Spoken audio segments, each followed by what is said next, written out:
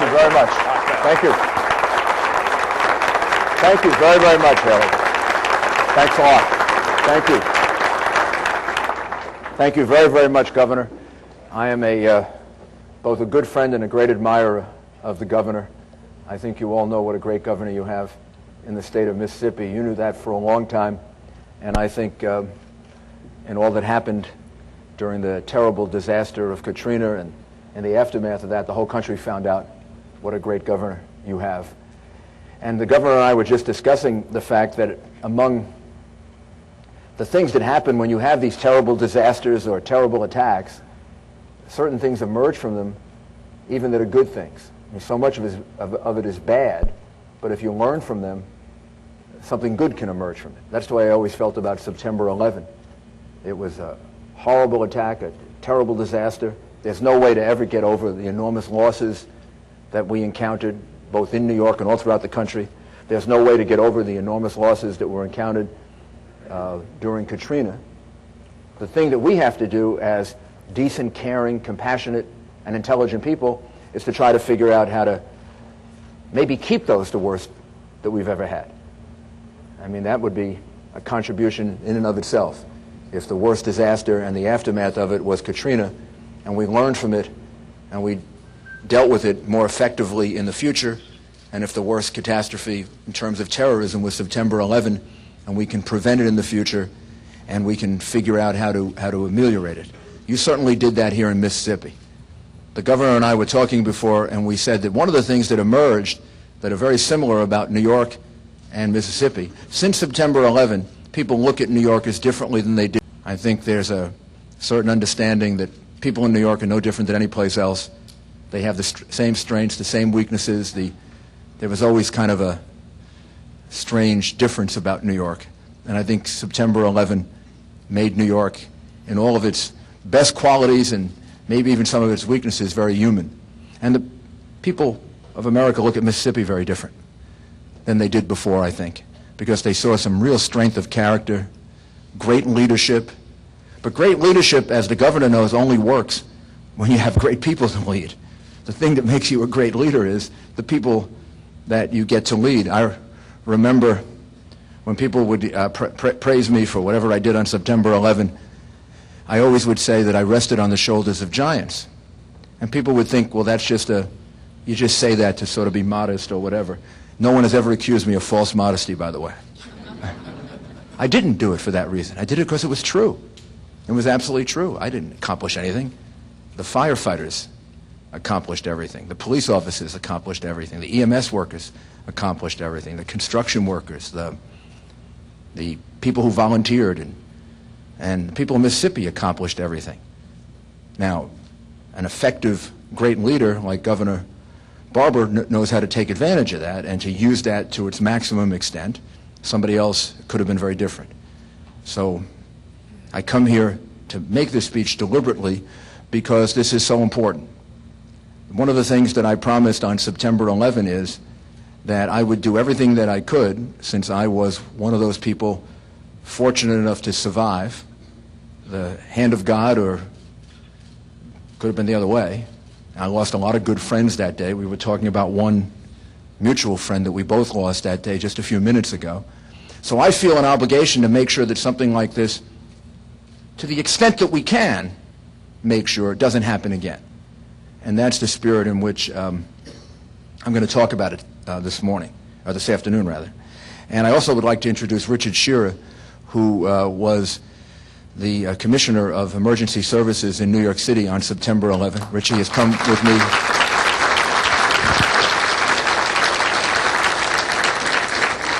And it's great to be at Hines Community College, because it's at a college where you study and you look at these things and you look at them in a more objective way, and you try to figure out what were the successes, what were the failures, and how do we improve for the future.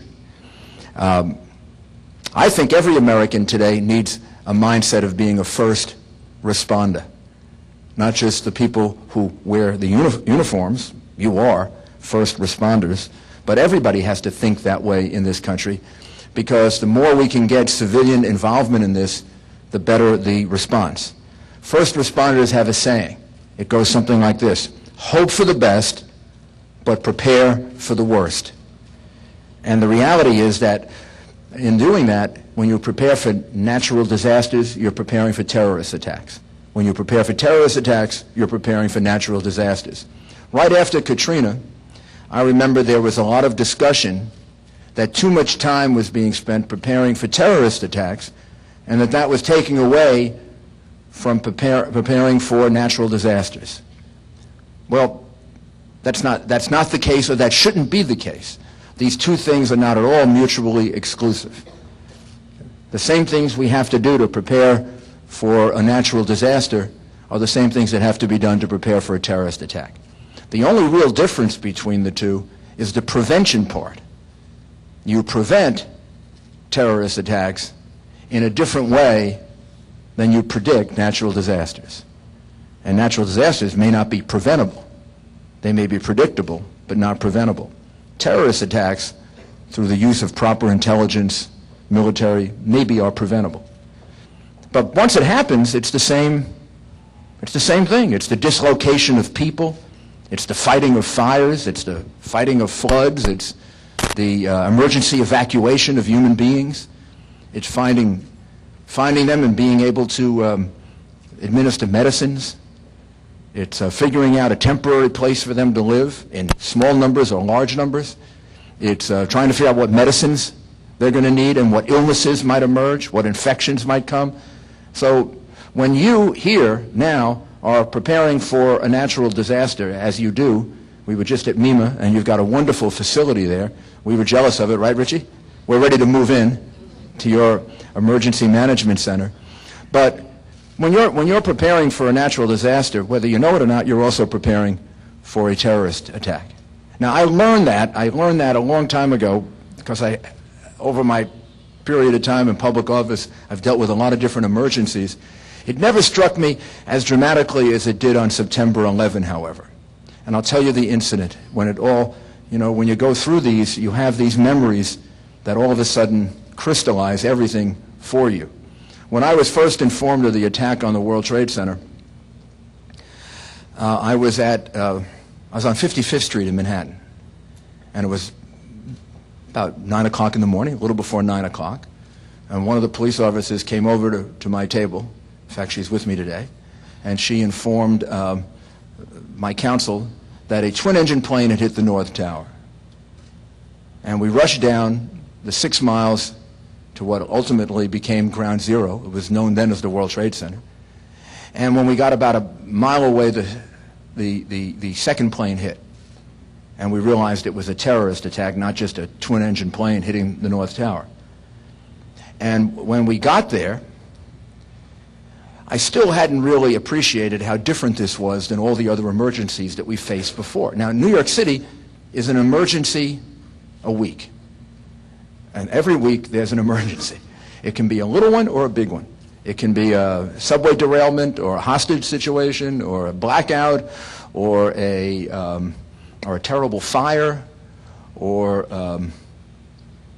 hurricane. Every week almost there's some kind of a major disaster. And you get used to dealing with them. And we had an Office of Emergency Management that had been dealing with them for a number of years. And we used to train and practice. So it was all kind of a routine. So as I was approaching there, I still was into the routine. You know, what are we going to do next, and who's going to be in charge, and how are we going to handle it? And I got out of my van, and one of my deputy mayors ran up to me, and he said, "People are jumping out of the window." And I looked up, and I saw debris, and I thought he was wrong. I thought maybe he had gotten a little overexcited. But my mind could not accept the idea that people were doing that. And I started walking to the fire department command center that was below the North Tower. And when I got the police officers with me were telling me to look up because of debris that was coming down. And it was dangerous. It was hitting people. It could have hit us. And so we were looking up to make sure we avoided it. And as I looked up, I all of a sudden, in 1 second, realized that he was right. I saw a man throwing himself out of the 101st, 102nd floor of the North Tower. And I just stopped, cold. I looked at it, never seen anything like that in my whole life. And I can remember what I thought. I grabbed people around me, including the police commissioner, and I said, this is much worse than anything we've ever faced before. We don't have a game plan for this, and we're going to have to make up our response. This is not something we've ever faced before or anybody else has ever faced before, and we're just going to have to make up our response. And then I proceeded to talk to the fire chief, Chief Gansey, who lost his life a short while later. Went to the police department command post, contacted the White House, got information from them, from somebody else who's here today, Chris Hennig. And then we were trapped in a building. We got out, and about a half hour after we were out on the street, we were making decisions about where to move people, where to evacuate people, to close down the tunnels, because we were concerned that more terrorists would be coming into the city for further attacks. I mean, now that we know the end of the story, it's hard to remember what it was like living through the story. We know it was 4 attacks that day. While they were going on, it could have been 10. It could have been 15. It could have been 20. We had always been warned that there would be car bombings in New York City, and we thought this would unleash a group of car bombings.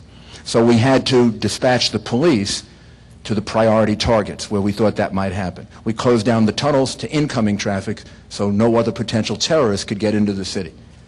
But we opened up the tunnels and the bridges to let hundreds of thousands of people evacuate so we could have an orderly evacuation from the city. We had to triage the hospitals.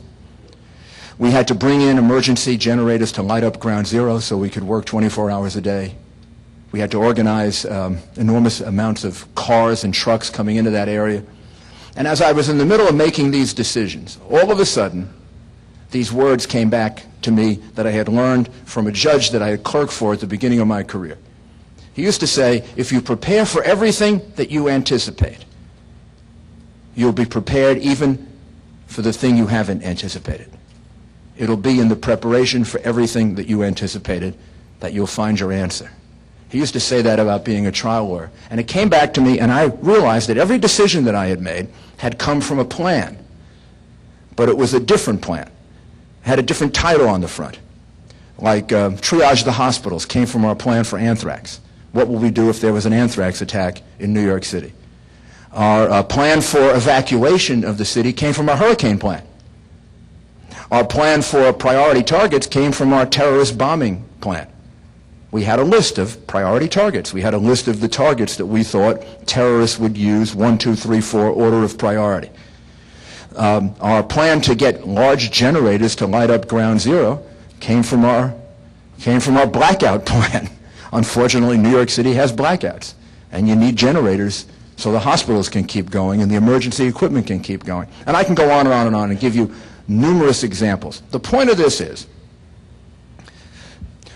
the next natural disaster, or the next terrorist attack, if there is another terrorist attack, and we have to assume there will be, is probably going to be different than the last one. It is probably, in some respects, going to be unanticipated. And the way in which you deal with it is not necessarily going to have to do with whether you actually figured that one out. It's going to be, how prepared are you for everything else? Because if you're prepared for everything else, you'll be prepared for that. You'll be able to adapt your planning. So when people tell you, you know, if you're spending too much time on terrorism, you're not spending enough time on natural disasters, or if you're spending too much time on natural disasters and not enough time on terrorism, they're just wrong. They've never been in this business. The reality is one is transferable to the other. And ultimately, you know this from the emergencies that you respond to. They're all a little bit different. And some of them are a lot different. But it's how well prepared you are and how much planning and how much work you do in advance that will get you ready for it. And that's what we have. That has to be our goal now. And this is a big, big joint enterprise. This is not just the Department of Homeland Security. This is all of us have to be involved in this, because we are vulnerable. We're vulnerable in our smallest community, in our biggest city. In fact, on that day, on September 11, we were attacked in our biggest city, in our nation's capital, and in one of the smallest little towns in the country, Shanksville, Pennsylvania. I think the population is 245. in Shanksville, Pennsylvania. And that United 93 came down in a field 1 mile away from the local high school. I don't know in flight time what that is, maybe half a second away from the plane landing on all those children. I spoke to that graduating class the year that graduated right after September 11. I think there were 39 students in the graduating class. There were 39 students in most classes in New York City. And it struck me when I came into town, I think, just one fire truck. And those first responders, had to be on the scene immediately. And if that had hit the high school, God forbid, the professionalism of their response would determine if some of those children lived or died.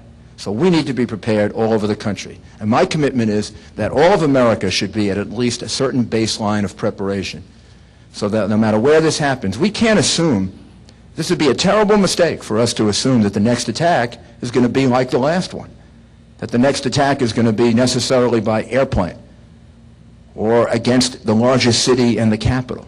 It may be another large city. It may be the heartland of America. It may be, who knows?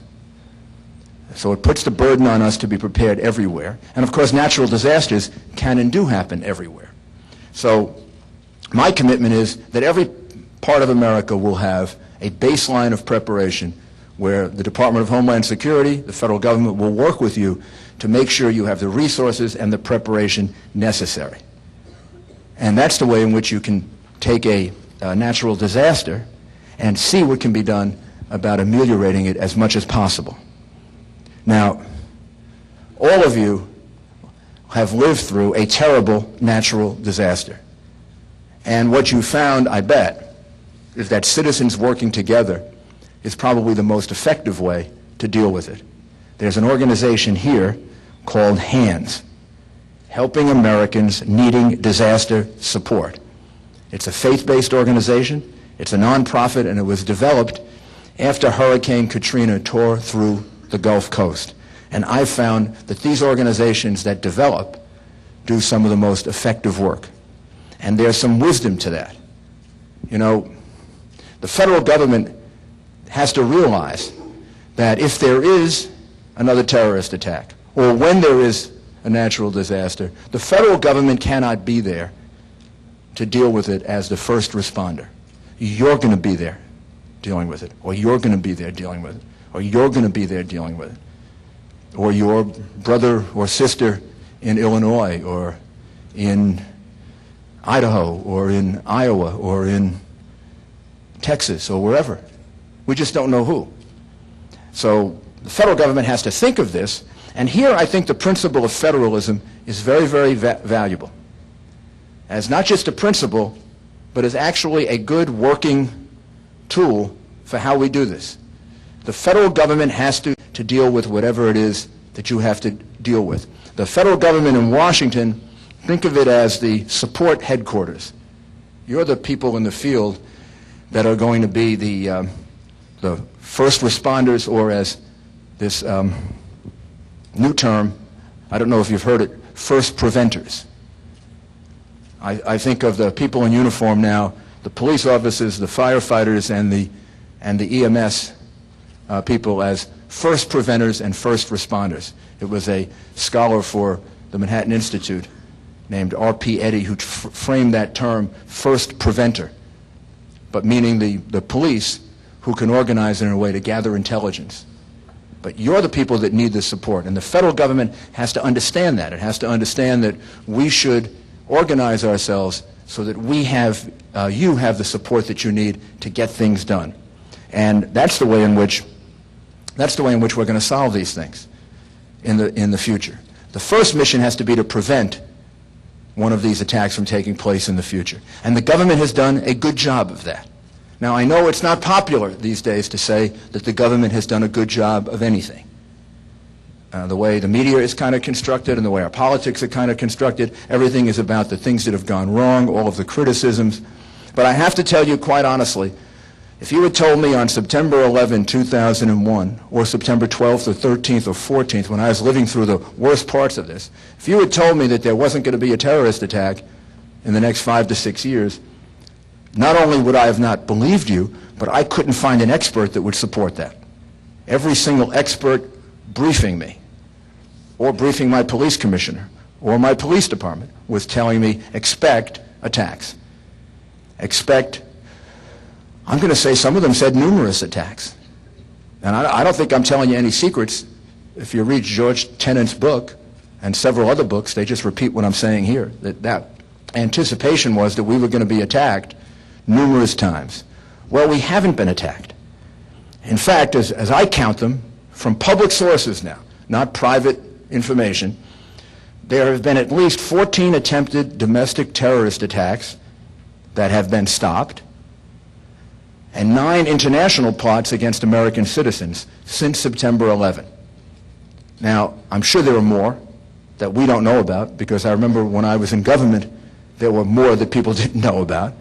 But even that number is a very, very large number of terrorist attacks that were being attempted. Now, they were in early stages, but what they tell us is the Islamic terrorists who attacked us on September 11, who killed over 500 Americans before September 11, by the way, are still making significant attempts to try to attack us and harm us. So we have to be very vigilant. But the government has done a good job so far of preventing those attacks. And I believe we've done a good job of preventing those attacks, a better job than we were doing in the 1990s, because we're on offense. It's the first commitment that I make. I try to keep my campaign as simple as possible. I have it on this little card. Here it is, 12 commitments. The first one is, I will keep America on offense in the terrorist war on us. And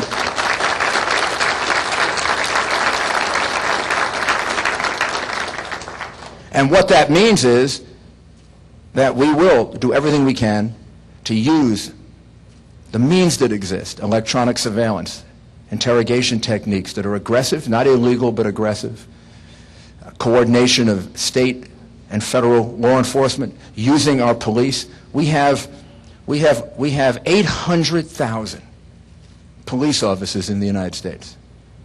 The federal law enforcement operation is tiny in comparison to that.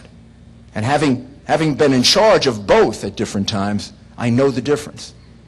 We have 800,000 police officers in this country.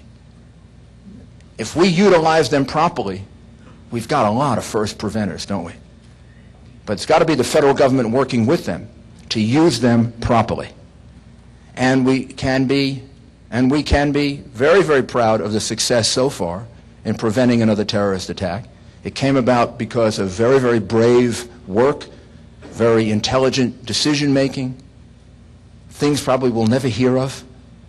But we should not be falsely confident because of that. I mean, the reality is that our aim is to bat 1,000, but nobody's ever done that. Nobody in the history of baseball has ever batted 1,000. No one in the history of intelligence has ever batted 1,000. I happened, through some strange situation of fate or whatever, I happened to be in London on July 7, 2005, a half a block away from where the first bomb went off at the Liverpool station. Remember the 4 bombings in London? I was a half block away, and that built into my thinking and into my memory, and if I had to be reminded of this, that we just can't be right all the time. The United Kingdom has among the best intelligence services in the world. They are particularly expert at terrorism. They had to deal with terrorism for a longer time than we did. They learned a lot about bombings and how to prevent them and how to investigate them. Yet, even with this world-class intelligence service in the UK, even with a much easier situation to deal with, after all, the island of England is much easier to protect than the vast continent of the United States. I mean, it's a different thing to protect a relatively small island and to protect this vast, gigantic, beautiful, wonderful continent. And even with that, they weren't able to prevent those attacks. And this is no criticism of them. They're about the best you're going to find. And they did prevent attacks a few years later when they were going to take down those airplanes coming toward the United States. But what it said to me is, we just can't assume that we're going to be right 100% of the time. We have to assume that we are going to be attacked. Again, hope for the best, but prepare for the worst, in that spirit. And in doing that, we've got to make sure that all over this country, everybody has a requisite level of preparation for it. In the spring of 1996, I first established the Office of Emergency Management. It was one of the decisions that I was really very grateful to have made later when we had to deal with West Nile virus and we had to deal ultimately with September 11. And as I said, Richard Shearer was the commissioner on September 11. And we drilled and went over so many different things in dealing with anthrax and dealing with biological attack and chemical attack and other forms of ways in which we could be attacked. In fact, on September 12th, 2001, there was a planned exercise, drill, if you will, in which the federal, state, and local governments were going to do a mock attack and distribute the antidotes that would be necessary if there were a biological or chemical attack. And that level of preparation was so important that I believe every community in America needs an Office of Emergency Management. Every state needs an operation like you have here in Mississippi. You need a MEMA and a state operation of this quality and this magnitude in every state, big or small. And frankly, the level of preparation is different in different parts of this country. We would be foolish and irresponsible if we didn't recognize that. And we need a way of evaluating that. The role of the federal government should be to evaluate the state and local responses and realize that in different situations we need different reactions. You may be way ahead, somebody else may be behind. They're going to need help in getting up to that level of preparation. They're going to need help in having a system that is as effective as yours. Remember the year before Katrina, we had the 4 hurricanes in Florida. They were terrible hurricanes. They were devastating hurricanes. And no one of them was of the magnitude of Katrina, but in a series of just about 5 weeks, 4 major hurricanes hitting virtually the same area. It's like being knocked down, starting to get up and getting knocked down again, and getting knocked down again, and getting knocked down again. And the response of the state of Florida was considered to be an excellent, world-class response, like your response here in Mississippi to Katrina. Now, I know why that's the case, and I'm going to tell you why that's the case. And this is a key to how the federal government has to help state and local governments prepare. Federal government can't take over because we'd be promising something that we can't deliver. The federal government can't have 5 agents there when the hurricane hits, and it can't have 10 people there when the bomb goes off. It's going to be you that's there. The local fire department, the local police department, the local emergency workers, the local volunteers. So we've got to make sure that you're prepared. A few weeks after September 11, after we had set up our emergency management center, people had come to visit it. It got a lot of attention. Governor Pataki and I put it together. I got a request from 2 public officials. They called me and they asked me, would it be all right if we sent some people to your management center to observe, to watch? They had also sent people to help us, by the way, which we were very grateful for. And I said, sure. And they said, we want to see what you're doing right so we can replicate it. And both of them being very diplomatic, I'm sure what they really meant to say was, we want to watch what you're doing right, and we want to watch what you're doing wrong, to make sure that when we have to face this, we'll be able to get the benefit of your experience. Well, they were the mayor of Chicago, Richard Daley, and the governor of Florida, Jeb Bush. And immediately, both of them sent people. They observed, they watched. This is what leadership is about. And then they went back I imagine, and I know because I've seen the emergency management center that they've put together in Chicago, and I've seen what the state of Florida has done. And the state of Florida was, I believe, much better prepared for dealing with those hurricanes because Jeb Bush decided that they had to upgrade the way you've upgraded. And we've got to get everybody to do this now. It's not just because you're a little small town doesn't mean that you can't, God forbid, have an airplane coming down or a bomb go through or a terrible natural disaster. Federal government's role through a program that I describe as Ready Stat should evaluate all of these communities, basically give them a grade. It's more intricate than this, but to simplify it, basically give them a grade. And then when we have to respond, the federal government, Department of Homeland Security, FEMA, will know that in the case of Louisiana or of a Mississippi or a Florida or a New York or an Illinois, different levels of help are needed. And ultimately the goal has to be to get every community up to the same level. But, you know, that's not going to be done in a day. That's going to take several years, maybe more, to do it. And if you had a Ready Stat program, it would help you think those choices through in advance. It would help you do drills and exercises in advance. It would also help you to figure out how to give out the money. Because the money should not be given out. This money is too important for this money to be given out based on pork and based on the usual political or even based on entitlements. This money should be given out based on an evaluation of need, an objective evaluation of need, a professional evaluation of need, and then with a follow-up to make sure the money is being spent correctly. This is not money that we have any right to waste, because this money is going to convert itself in that natural disaster or a terrorist attack, or whatever, it's going to convert itself into whether we save lives or we don't. So a Ready Stat program would allow us to evaluate who needs help, what kind of help do they need. If there is a natural disaster or an attack that takes place, it will determine how the federal government responds. How much do you take over? How much do you help? How much do you have to take over? It will also allow us to figure out, has the money been spent wisely? Has it been spent intelligently? Are there ways in which it should be readjusted?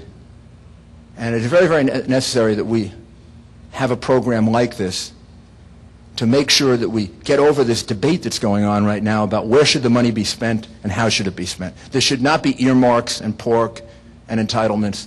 This should be about real services that communities need because they're going to face a hurricane, or they're going to face a tornado, or they're going to face an earthquake, or they're going to face a terrorist attack.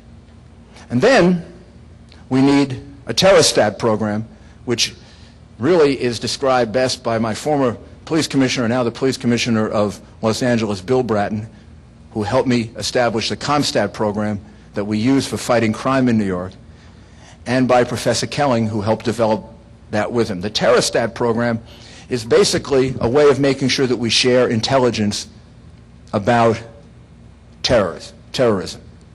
And we start to look at what they call precursor crimes.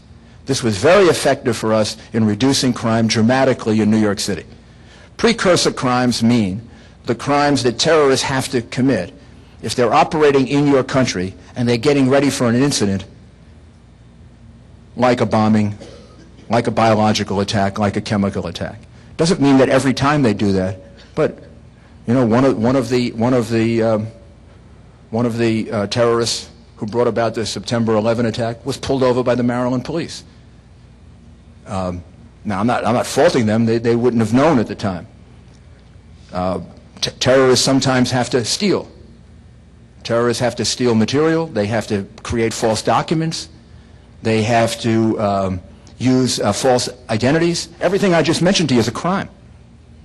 Every single thing I just mentioned is a crime. And I remember a terrible murder situation in New York that could have turned into a serial murder situation, but for the fact that the person who did it had been arrested and fingerprinted for not paying his fare on the subway. Something that in the past we didn't used to fingerprint people for. Precursor crimes are the crimes that maybe can predict terrorist activity. and they would be part of the Terrostat program. The dissemination of information would also be part of it. I remember a possible terrorist attack in New York City that was prevented because a young police officer just saw two people acting suspiciously. And he got that information to the right people, and they got it to the Joint Terrorism Task Force, and within a 4 or 5 hour period, they had prevented what could have been a terrible attack on the subway. Did you read this I guess about 3 months ago, about the possible attack on Fort Dix by the Islamic terrorists in New Jersey? Do you know how that got solved? Or how the police found out about that? This is what I mean by the whole society has to think of themselves as being first responders and first preventers. The police have the official responsibility, but everybody has to think this way. These Islamic terrorists were intent on killing some of our American military. They wanted to get even for, I guess, what they perceive as going on or whatever goes on in their strange heads. And they went through several different plans, and their ultimate plan was to kill the sentries who stand a guard at Fort Dix in New Jersey. Well, it just happened they were doing training, and they did a training video. And they took it to a local store to get that video transcribed, and they didn't think that the guy doing it was going to look at it.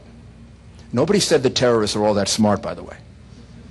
They make mistakes. I've found out about criminals that think they're very smart, that the way we catch them is they make mistakes. But we got to be smart enough to figure out their mistakes. And that's what the Terrostat program is all about. Well, this poor guy is copying the DVD, burning, I guess you call burning the DVD, right? And he's looking at it, and he sees all this strange activity. He sees these guys doing martial arts, and he sees them yelling out strange things, terrible things about the United States.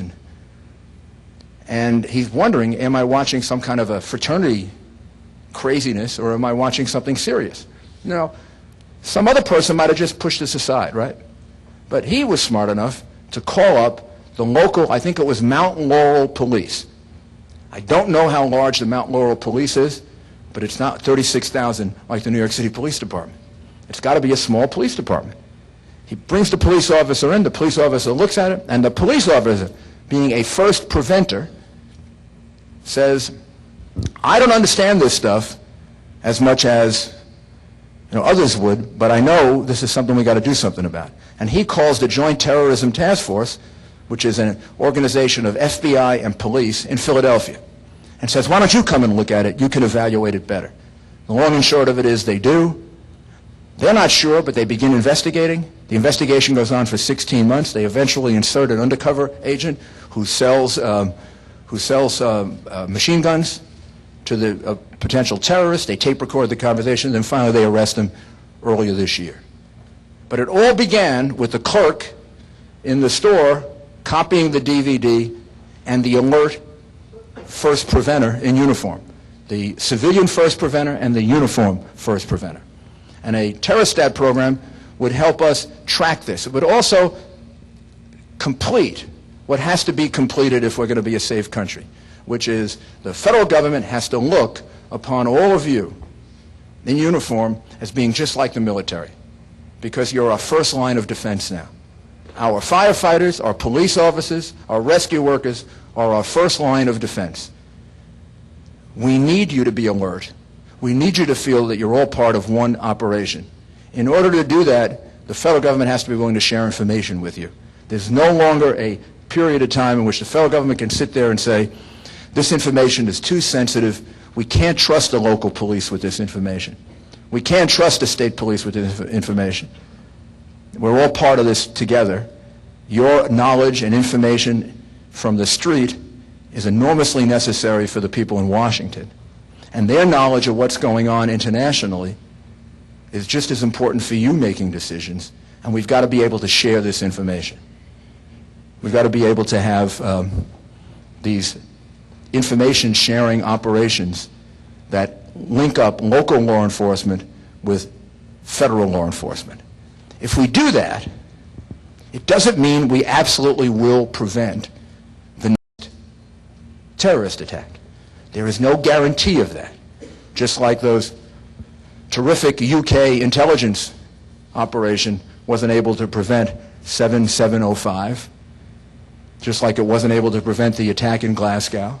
But it did prevent the people from bombing those airplanes, 10 or 11 airplanes that were going to leave Heathrow and come to the United States. It gives us the best chance of preventing it if we all work together. And if we remain on offense. And if we make sure that we have the best emergency response system that we can have. This is a matter of teamwork. This is not a matter of the federal government telling you what to do. That's why it's federalism at its best. It's the federal government playing its role, support, help, training, intelligence, regional networks. The Department of Homeland Security should be divided into regions. There should be a regional director. The Department of Homeland Security should be pushed down, basically, into regional operations and into state and local operations so they can work hand in glove with you. You supply the volume. You supply the hands and the eyes and the people who are going to be right there in that first battle that takes place. And they supply, the support. And then maybe after 72 hours, like the cavalry, they can come in and relieve you and help you with search and rescue teams and with all the other things that the federal government can bring in. But the federal government has to be acutely aware of the fact that the federal government cannot preempt in this situation. Because if it preempted, it wouldn't be able to carry out what it's promising. It can't get here fast enough. It doesn't know Jackson, Mississippi. It didn't know New York City. It didn't know New Orleans. It can't possibly. You do. Our response is going to be as good as you are. And it's going to be as bad as you are. So what do we have to do? We got to get you to be to the level that you demonstrated when you dealt with Katrina. And I think since Katrina, you probably improved. I know you have. You've gone back and you figured out, even though you did a lot of things right, must have been a couple of things you could do better in the future, you're going to learn from that and do even better in the future. You're going to have interoperability. You may be the first place to have it. It's mind-boggling that we don't have interoperability yet. I mean, this is now 4 or 5 years after September 11. We should just get it done so that people can communicate with each other, so that police departments and fire departments can communicate with each other. There are a lot of things that we have to do because this terrorist war on us is going to go on for some time. And the American people have the strength and the ability to deal with this if we just are truthful with them. And we don't exaggerate our weaknesses or overstate our strengths. We've got both. We've got great strengths. We have some weaknesses. We're going to win the terrorist war on us. There is no doubt about it.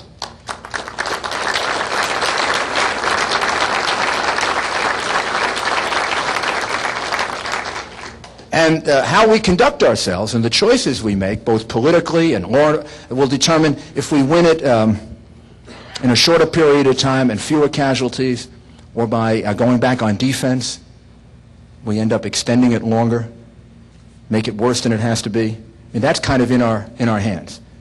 And I can summarize all of my commitments on the terrorist war on us about offense by saying that I look at it in a certain way. People ask me, how do you see the culmination of the terrorist war on us? I see it exactly the same way as Ronald Reagan saw the culmination of what was a very complex, multi-generational Cold War. They asked Ronald Reagan this, I don't remember exactly when, in the course of the Cold War. They said to him, can we ever win the Cold War? I mean, the Cold War is not the kind of war you can win. It's so complex. The Soviet Union, China, it's really complex. You hear those questions now. The war on terror is so complex, maybe it's not a war you can actually win. You know what Ronald Reagan's answer was? And I'll end with this, and this is exactly my thinking. He was asked, how will the Cold War end? Ronald Reagan said, they lose, we win. That's the way this is going to end. Thank you.